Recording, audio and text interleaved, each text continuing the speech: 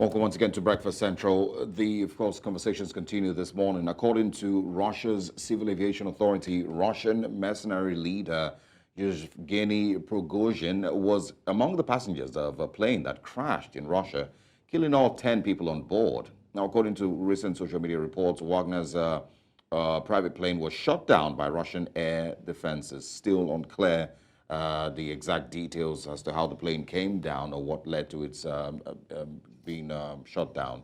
But days earlier, Russian mercenary leader Yevgeny Prigozhin released his very first recruitment video for the Wagner Group after organizing a brief mutiny against Russian defense officials, claiming that Africa is freer thanks to Russia's Wagner Group.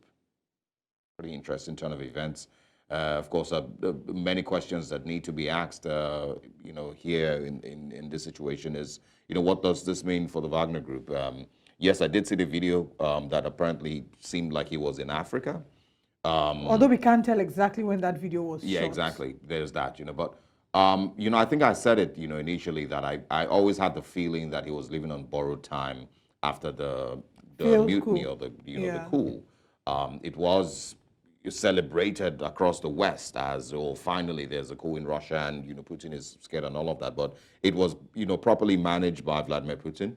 But even after it was properly managed and Prigozhin was meant to move to Belarus, after the Belarusian president stepped in, I feel like, he still was living on borrowed time because, from Putin's statements that he released about one video, I think, or two videos after the 30-minute coup.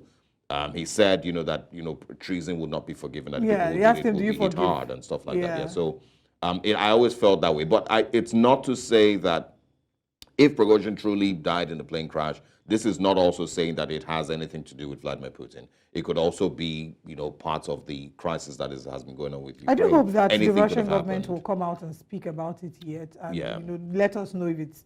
I don't know, what Putin will say as regards this. Now, there are conversations as to what this will mean for the Wagner Group. They seem to be as united as ever, right? They did say that they would, of course, appoint a new leader. And people have been making insinuations. Of course, when things like this happen, you see multiple reports. I did read up somewhere where it was said that, they are all convening now, which is expected when a crisis of that magnitude, because it is a crisis to them, of that magnitude occurs. They are automatically looking for how to breach whatever vacuum has been left behind. So yes, I'm sure that we should expect to hear that they would announce a new leader and go on with projects that were otherwise concluded before his passing. Also, as to another question would be what exactly this means for the Wagner Group footprints on the African soil. We've seen in other countries where coups have happened, most recent, before Niger, I think it was Burkina Faso. What we did see then was when they're tearing down the French flags, they're waving the Russian flags. And it wasn't particularly because of Russia as much as it was because of the Wagner Group and their hope and belief in the Wagner Group being able to help them in securing their borders, securing the country, and fighting off the forces of Al-Shabaab. Honestly, I don't know what this would mean for the African soil. We hope that we can have a security expert come join us, a global security expert come join us to talk to us about this. Yeah.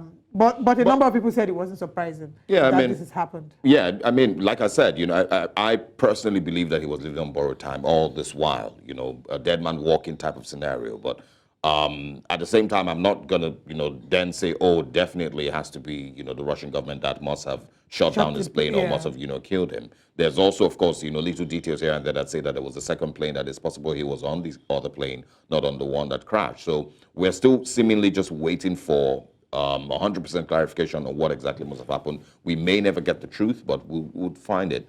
The reaction from the rest of the world is really pretty much the same with what I've been thinking, because nobody's saying, oh, this must have been done by Ukrainian forces or by any other forces. Everyone is simply just seemingly accepting that, okay, he got what was coming to him after the, 30-minute coup, that happened. What it means for African, apologies. Sorry. But what a number of people are saying as well is he should have just concluded that coup. he should have tried to make sure that coup but it was never going to be a successful coup. Yeah. It's almost impossible, and I think I was listening to something, I think it was a Shakespeare book that says if you strike the king, make sure you kill him. Yes, or if because you attempt, to strike the, you make sure you kill him. But it was never going to be a successful coup. They don't have the numbers, they don't have the military hardware to be able to actually strike the Kremlin. I'm guessing it was meant to send a message, but probably taken too far. Message, Yeah, exactly. So we'll wait for further details and see if he truly has been, if there's any confirmation from the Kremlin to say that yes, he has been, he was on the plane and he's dead. And if it was Russia, the Russian government that was behind this. Of course, there are still speculations as to the fact that when a new leader emerges in the Wagner Group, that it might be Putin who would sort of put someone who's loyal to him. Loyalty is a very key currency in organizations such as these and in governments. Loyalty is a currency in which they. I also over time I also learned that Prigozhin wasn't necessarily the leader or the owner of the Wagner Group, so he was the face of the Wagner Group. He initially started off with cocaine contracts. That was actually what made him the wealthy man that he is before Wagner eventually came to the picture. He was he used to have government contracts to cook for the Kremlin and the like. So there are people who are actually behind the Wagner Group, who started the Wagner Group. Prigozhin is mostly just the face, and the person who of course fronts as the starter of the Wagner Group. They will all fall in line. They actually do not have a choice. The only fallout from this, if they choose to not fall in line, and it also depends on how many they are, because the Wagner Group probably has 10,000 or maybe 15,000 fighters. Maybe even more. Yeah. The ones who, of course, were with Prigozhin when the coups happened were about 3,000 to 4,000 of them. They will all fall in line. I think that's how it would happen. There would be a new leader. They would be told what the options are. And the options would obviously be to be loyal to the Kremlin. They actually do not have too much of a of a choice, except of course there's somebody who's able to infiltrate their forces and of course create more divisions and chaos over there. And yes, it will, have a little bit of effect, on the African continent, because their soldiers have been, on the continent for a while, carrying out military operations, or maybe assisting countries carry out their military operations. Time will tell, how it would all turn out. Indeed, time will tell. But the 62-year-old has passed on alongside 9 other people who were in the plane as well. We do look forward to hearing from Russia. And it's also interesting, many people are drawing maybe unconnected connections between this happening at the same time as BRICS Summit is going on. I mean, right now there are lots of speculations. Nothing can be said to be officially confirmed. But we will, of course, wait to hear what exactly is the true position of this.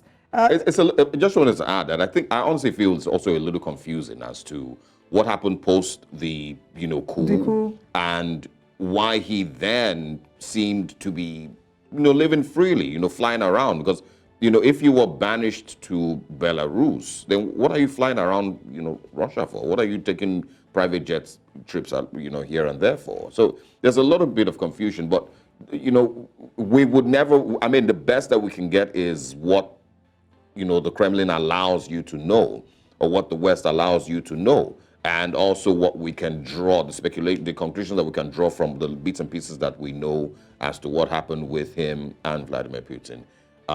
We wouldn't be able to know, 100% of what the truth is, unfortunately, but we can give out the best we can analysis. hope that we will definitely get to hear about this and then find out what exactly this would mean for the African continent. Recently in the Niger coup, we did hear of, Wagner Group, maybe not instigating the coup, but trying to take advantage of it. Yeah, as usual, positioning themselves, to take advantage of what was happening. Yeah, I don't want to give them that much relevance with regards to the African context. Yes, they had, bits and pieces of a role to play security, things